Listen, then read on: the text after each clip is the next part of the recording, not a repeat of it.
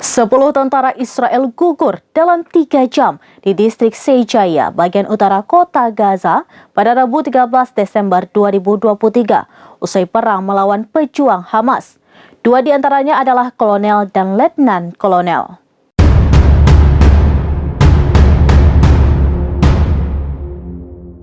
Sepuluh tentara Israel gugur dalam 3 jam di distrik Sejaya, bagian utara kota Gaza pada Rabu 13 Desember 2023 usai perang melawan pejuang Hamas.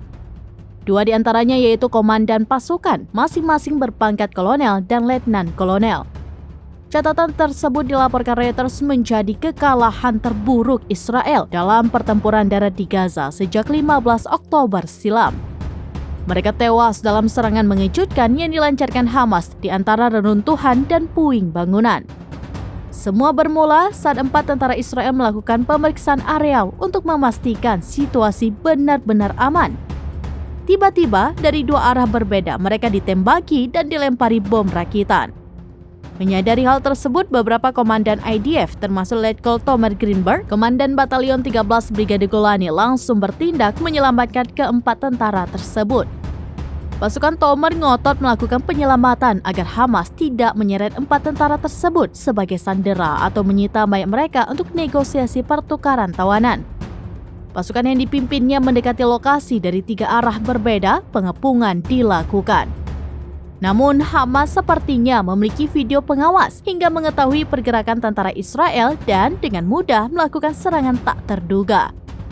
Ada kemungkinan Hamas sengaja menyergap kelompok kecil tentara Israel untuk menyeret perhatian kelompok tentara Israel yang lebih besar dan menghabisi mereka. Pertempuran sengit berlangsung sekitar 2 hingga 3 jam.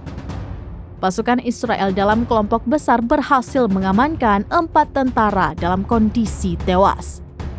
Namun pertempuran itu juga harus dibayar mahal dengan terbunuhnya Kolonel Greenberg beserta 5 tentara lainnya. Total 10 tentara Israel tewas dan 6 orang lainnya mengalami luka. Sementara dari pihak Hamas berhasil melarikan diri meski Israel saat itu didukung senjata berat.